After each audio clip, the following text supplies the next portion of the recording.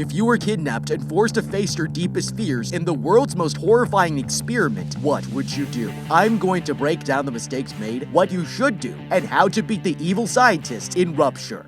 This woman has no idea she's a mutant. Renee here is getting ready for work when she notices a spider crawling on the sink. Her son Evan runs in to help her kill it, but she suddenly stops him, insisting he spare its life. Confused, he takes the spider outside, and the mother calms herself down. She's terrified of them, but soon this woman will be trapped in a mask full of tarantulas, and it's going to mutate her DNA. Renee walks into the kitchen to make breakfast when the ceiling light suddenly starts flickering, and the woman goes to the drawer, grabbing an X-Acto knife to fix it. She's a resourceful person who knows how to get things done, but outside the house, a mysterious man walks up to their car and places a strange device on the wheel. It's suspicious, and the family has no idea that spy cameras have been installed in their house, watching their every move. Later that day, Renee drops the kid off to spend time with his dad and says her goodbyes before she drives away, but another car is following close by. The strangers are stalking her, and that's when they activate the device they planted on her wheel. Suddenly, the tire pops, and she's forced to pull over to the side of the road. The woman gets out of her car to check the damage and realizes that she has a flat tire, but notices a strange device on the rim. That's when a mover's van parks nearby, and the driver walks over to the vehicle, offering to help her change the tire. Accepting his help, she hands him the spare wheel, but that's when he notices his colleague getting out of the van to take a smoke break. Something feels off, but before Renee can figure out what's going on, the man suddenly tackles her to the ground. With the woman restrained, his friend chases her straight into the neck until she finally goes limp. It was an ambush, and pulling out a roll of duct tape, he starts wrapping around her head before carrying her to the back of their van.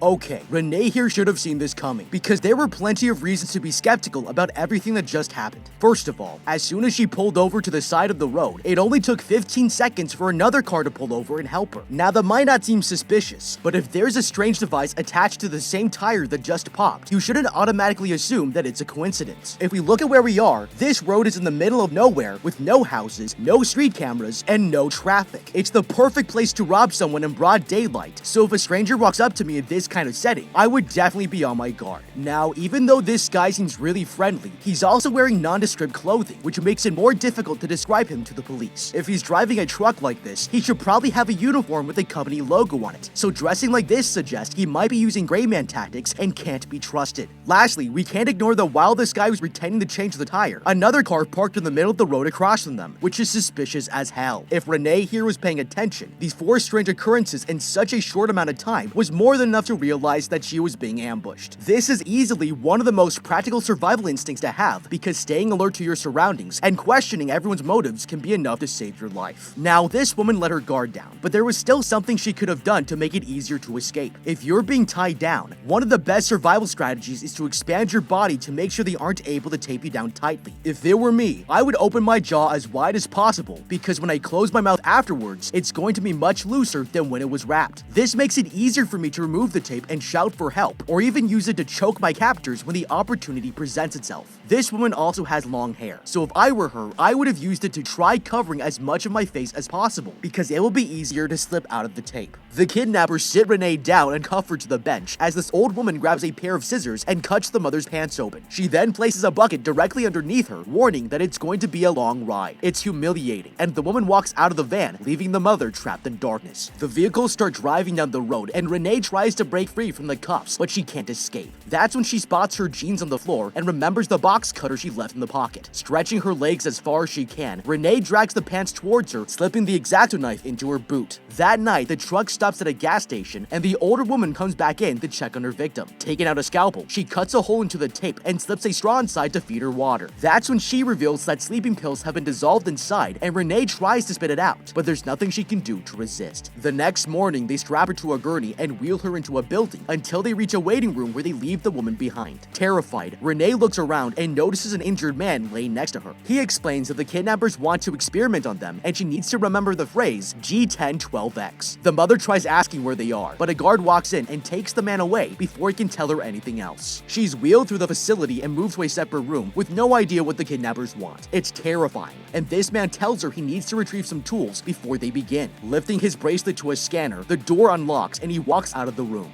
Finally alone, she looks around for something she can use and sees medical instruments on a tray. Renee is scared of what's going to happen next and screams for help, but that's when the man walks back in. He brings the tray of medical tools over to her and cuts the material, taking a moment to rub her face and comments how interesting her skin is. It's very strange, and he unlocks one of the leather straps around her leg. Immediately, Renee starts fighting back and tries to break free, but the guy holds her down, making it clear there's no escaping this.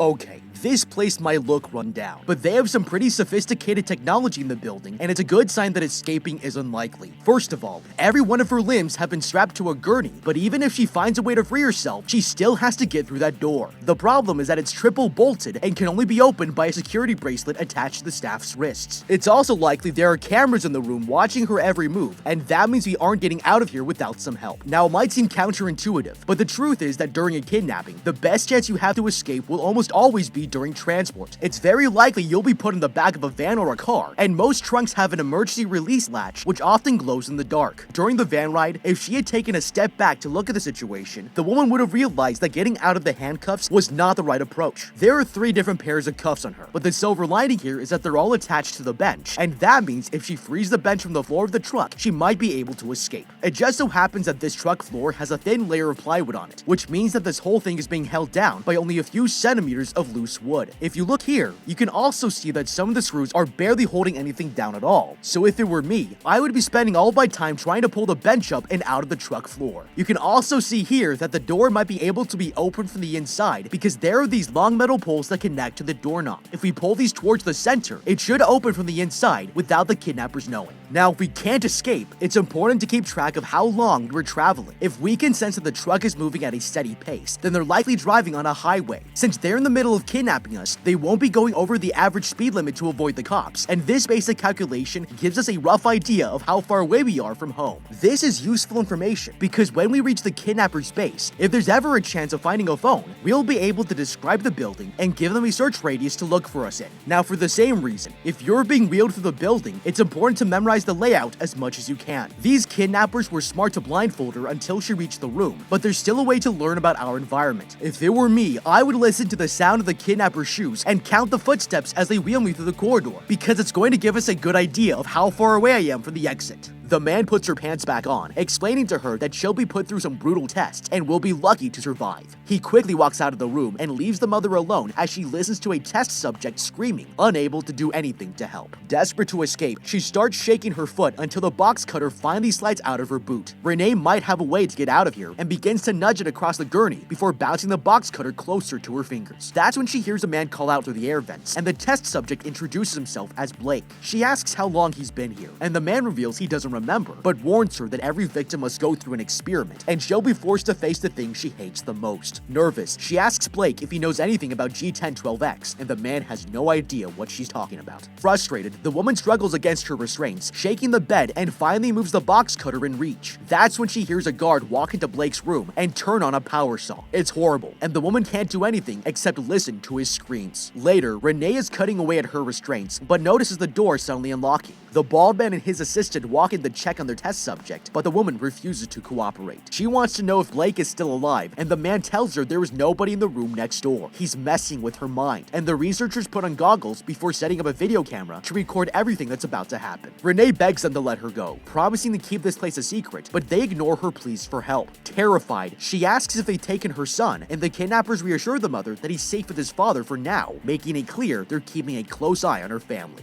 Okay, this is getting weird. They're torturing people in the next room with power saws, but to Renee, they're only asking questions about pregnancy and spiders. Now, as confusing as this seems, it actually gives us some really useful information. If they've brought us all this way just to ask us questions about our health, then it's fair to assume that they're not going to kill us right away. That means Renee here is making a huge mistake by cutting the restraints this early, and it changes how we should think about escaping. We've only just arrived, so someone is going to come in to check on her, and given that there's no way to get through the bolt lock, the smarter approach is to wait. If it were me, I would keep track of the hours until it's night, when the researchers have gone home. This will give me more time to form an escape plan and cut through all of my restraints without interruption. Until then, the best option we have is to be the most willing and obedient subject in the entire building. This way, the researchers will spend less attention making sure we are cooperating, which gives us breathing room to plan our escape. When you are completely reliant on others for survival, expectation is the one thing that you can control. For example, if they trust you enough to unlock your handcuffs, then they might get complacent and leave you uncuffed for longer periods of time. Providing your kidnappers a pattern of behavior will make them think you are predictable, and that's something you can take advantage of when they least expect it. Now, these kidnappers aren't telling her why she's here, but we can get a clue based on the information they're asking for. They wanted to know her height, weight, and pre-existing conditions, but most importantly, they also asked what she's afraid of. The only reason they would drive across state lines and stick us in an empty room is because they want a controlled environment to take something from us, and it has everything to do with fear. Now, when we're forced to confront things that scare us, our bodies produce chemicals like cortisol, adrenaline, and norepinephrine, which they might be trying to extract for their experiment. With this in mind, the smartest thing to do is actually nothing. Obedience won't activate the fear chemicals they might be looking for, which makes it harder for them to get what they need without being punished for it. The man begins interrogating Renee, and she answers their questions, but that's when the assistant suddenly raises the bed up. Pressing a button on her remote, a hidden door opens, revealing a chart for an eye test on the wall. They continue asking questions, and the assistant is curious if the mother noticed anything strange after her pregnancy. Confused, she tells her no, and the assistant suddenly walks away to get some medical supplies while the man takes over the interview, asking what she's most afraid of. As soon as he brings up spiders, the mother instantly goes quiet, and the kidnappers have all the confirmation they need to know she's arachnophobic. Lowering the bed back down, the woman quickly walks out of the room, but the man stays behind and suddenly presses his face against the mother's cheek. It's the second time something like this has happened since she's been here, and soon she'll find out why. With the kidnappers gone, the mother continues trying to cut her restraints open, but drops the knife onto the floor. There's no way she'll be able to escape now, and that's when she notices the door open. Another doctor enters the room and walks over to her, pulling out a massive syringe with a chemical inside. He administers the medication, and she slowly passes out as they stare at her coldly. Later, the woman wakes up from her nap and is wheeled through the building into another room, where they strap her down to a gurney. The researchers sit down to observe her as a ceiling panel slides open and a plastic covering lowers onto her arm, but that's when the mother realizes she's about to face her greatest fear. It's a giant tarantula with huge fangs, and it's being funneled straight towards her. Panicking, she begs them to stop the experiment, but the doctors tell her they will once they finish the test. They urge her to stop resisting, but she's too terrified to obey. Nothing seems to happen, and the researchers are disappointed. The experiment is a failure, and they take her back to her room, but that's when she notices that the box cutter is still on the floor. The man suddenly rubs his cheek against hers and asks if she can feel his thoughts, but the mother doesn't understand what he means. Frustrated, he tells his colleague that the woman is going to rupture, and the assistant reassures Renee it's a sign this whole experiment will be over very soon. With the kidnappers gone, the mother continues struggling to get out of her restraints until she manages to slide her hand out of the strap. She quickly frees herself in the bed and walks over to a drawer to pick up a roll of tape. Taking the box cutter off the ground, she uses it to unscrew the air vent and crawls through the duct, making sure to strap the knife to her wrist. The woman slowly moves through the ventilation system, marking down the directions back to her room. When she looks through one of the grates and notices a woman sitting at a desk. Keeping quiet, she watches as the woman presses down on a lever and a test subject suddenly comes dropping from the ceiling. It's disturbing, but the woman moves on, crawling through the tunnels as she finds other test subjects trapped in strange positions. That's when the mother realizes that they're being exposed to their greatest fears to trigger a specific reaction, and whatever it is the researchers are looking for, it must be important.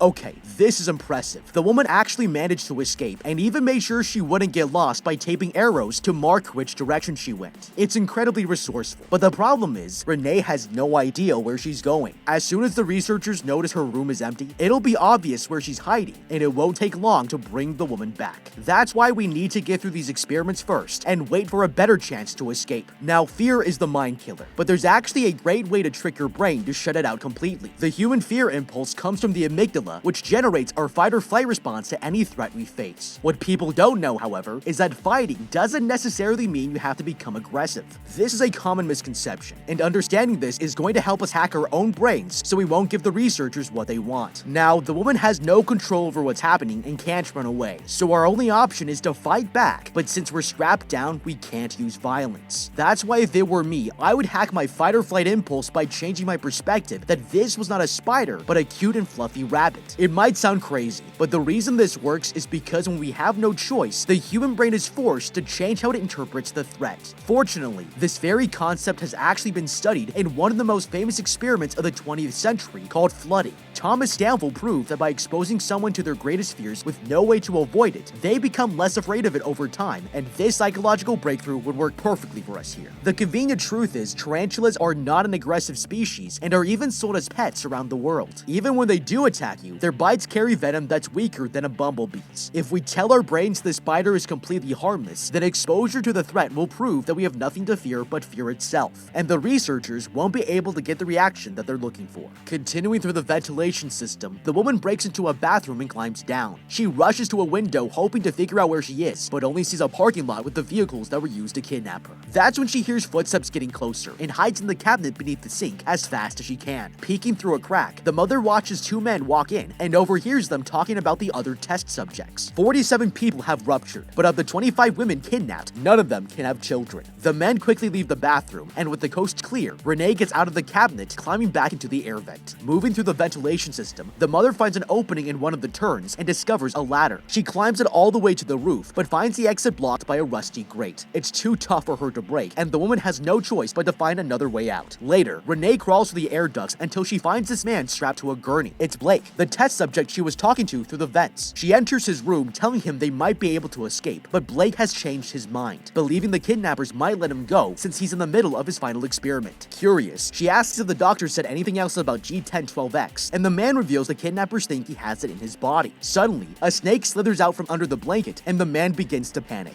It's his deepest fear, and Renee tries getting him to calm down, but that's when she hears the door unlock. The woman quickly hides underneath the gurney as the researchers walk in and tell Blake that he'll be going home soon. They inject him with an anesthetic, but make it clear that they will brainwash him so he won't remember anything that's happened at this facility.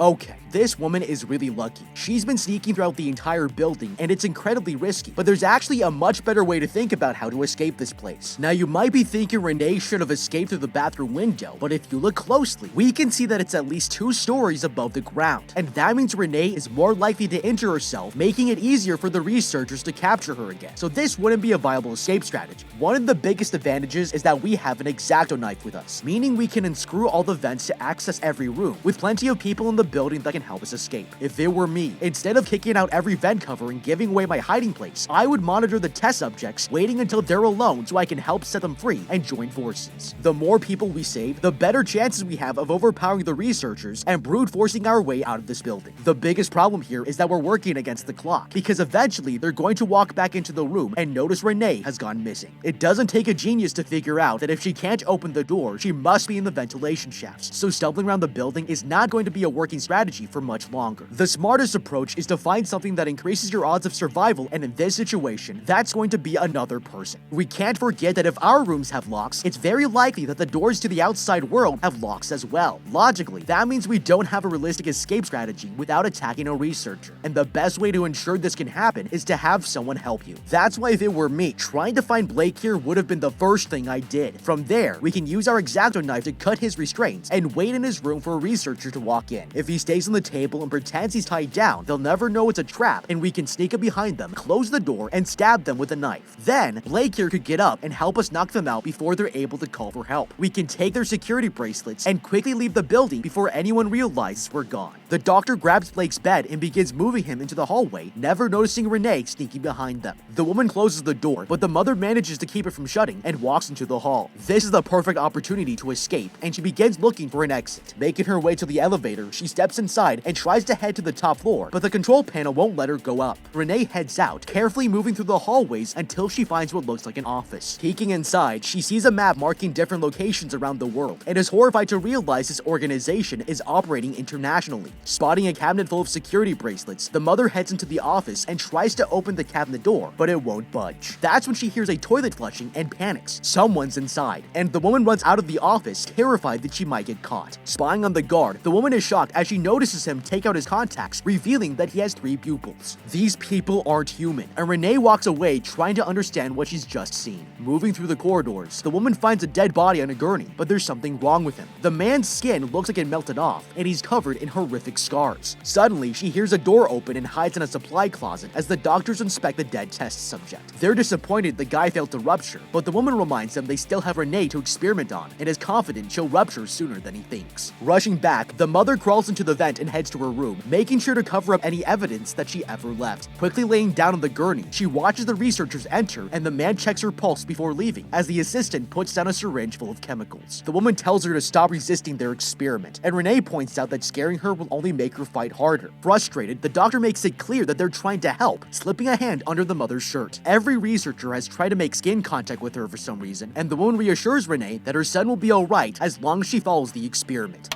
Okay, this is freaky as hell, but if I'm being honest, I'd be considering whether we should actually let them rupture me or not. If this was my one chance to have an X-Men ability and I missed it, I wouldn't be able to live with myself. The most important thing to consider is, if we already have this gene inside of us, it's possible that it'll rupture at another point in our lives after escaping, and we'll have no idea what to do. At least these mutants have information that can help us, so letting this happen might be the best decision to make. If it were me, I would be trying to figure out what pros and cons these mutations might have. Based on how many times these researchers have touched her skin, it seems that they can read your mind or emotions from direct contact. This would be a fantastic superpower to have, even if the cost is that you have freaky eyeballs. Now, surprisingly, this is actually a real condition known as polychoria, where your eye has two pupils instead of one, but it comes to problems like double vision. For this reason, it wouldn't be surprising if these mutants had really bad eyesight, and since pupils control how much light is let in, they're probably a lot more sensitive to light than normal. Having said that, even regular people with bad eyesight have to experience this inconvenience, and wearing contacts for the rest of your life is a small price to pay for superpowers. With this in mind, I would turn myself in and say I'm on board to help them out, but only if they tell me every detail of what will happen so I know what to expect. Now, even if you disagree, the truth is that this woman doesn't really have many other options. Renee has been trying to escape for hours now, and if I'm being honest, she hasn't done a very good job. First mistake she made was not trying hard enough to get the security bracelets. If you look here, you can tell that this glass case is super flimsy, and pushing on the cover was making a large gap right here on the side. If it were me, I would have pushed harder on the cover, and it might have folded enough to reach my fingers in to pull out one of the bracelets. It's at least worth a try, because if you're this close to the key that can open every door in the building, you can't give up this quickly. Looking around the room, we can see that there are 11 pairs of contact lens cases, which means there should be 11 people working in this facility. There's also a series of 16 photos on the board, which are most likely the victims. This confirms that we outnumber them, and all the more reason we do everything we can to take the bracelet and help the others, because we have the numbers to make sure that we can break out of here. The woman doesn't understand what she's doing here, and that's when the doctor finally tells her the truth. She has the ability to learn information just by touching someone's skin, and G1012X is a genetic code that everyone at this facility carries. She walks away to demonstrate how it works, but this was a huge mistake. Renee quickly slips her hand out of the strap and secretly takes the syringe while no one is looking. That's when the doctor turns around, revealing her three pupiled eyes, and walks over to the gurney so she can rub her face against the woman's cheek. Taking a step back, she suddenly begins morphing into a terrifying creature right in front of Renee before slowly turning back to normal. She's terrified, but seizing her last opportunity, the mother stabs the woman in the neck with the needle and quickly takes all the restraints off as the doctor passes out. She tries to remove her security bracelet as well, but it's wrapped tightly around the woman's wrist, and with little choice, she drags her away to dump her on the gurney. Unlocking the door, Renee wheels the woman out of the room and heads for the elevator without being seen by the other researchers. She enters the elevator, pressing the doctor's bracelet against the security scanner, and rides it down to the first floor. When the doors open, the woman explores the hallway to see if there's an exit, and finds a laboratory full of science equipment. Taking a look around, she discovers DNA samples labeled with the test subjects' names, including her own. That's when she hears someone outside, and quickly hides herself as the researchers enter the room. The doctor tells his colleague that the ovum they took from Renee can be impregnated by members of their species. The woman is creeped out, and tries to sneak away, but that's when the bald man realizes one of the doors has been opened. The mother rushes through the service tunnels, but the man isn't far behind. She continues through the facility, trying to find an escape route, but there doesn't seem to be a way out of here. Meanwhile, the researcher turns on a computer and tracks down the woman, discovering Renee has run straight into a dead end. He presses a button to activate a trap, and suddenly a glass door seals off the hallway as sleeping gas is pumped into the room, knocking the woman unconscious. She was so close to escaping, but now she'll have to survive the final experiment.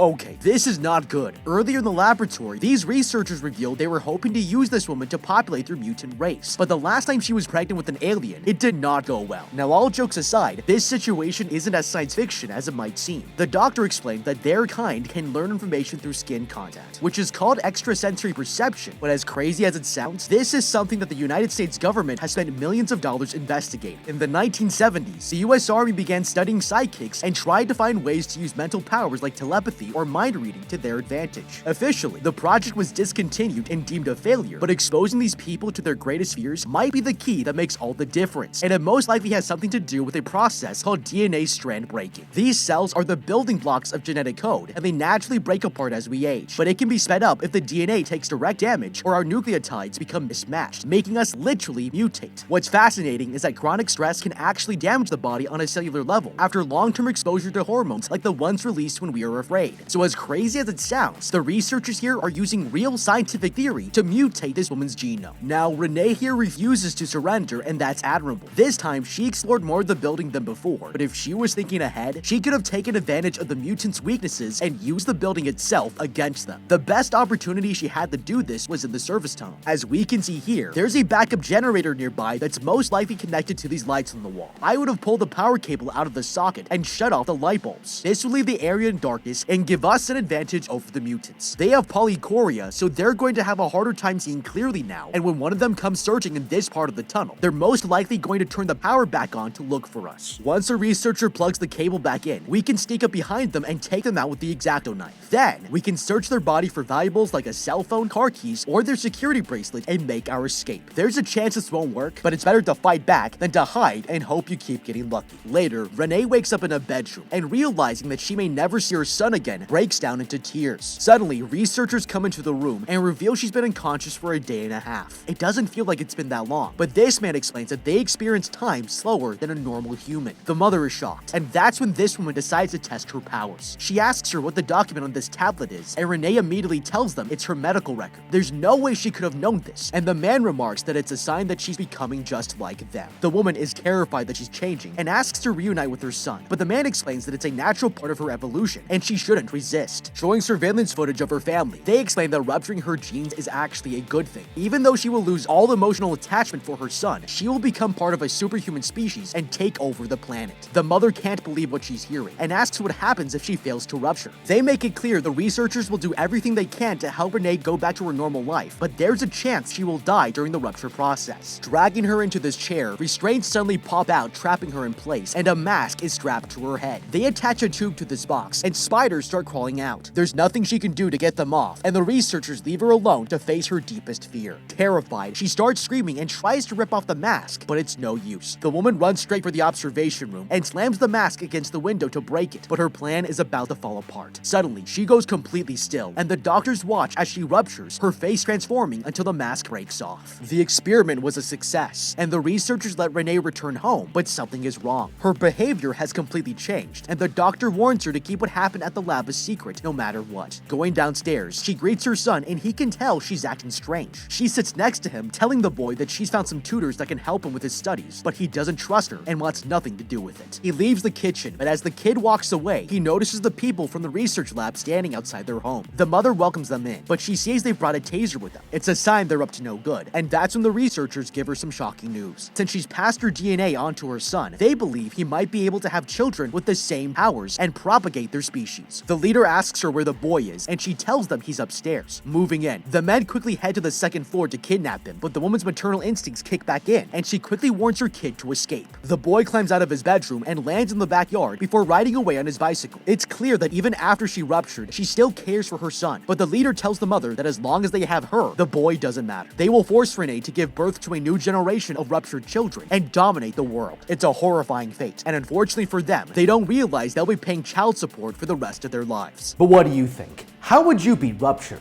Let me know with a comment down below. Thank you so much for watching, leave a like and subscribe, and check out the How to Beat playlist for more videos like this. Until next time, have a damn good day.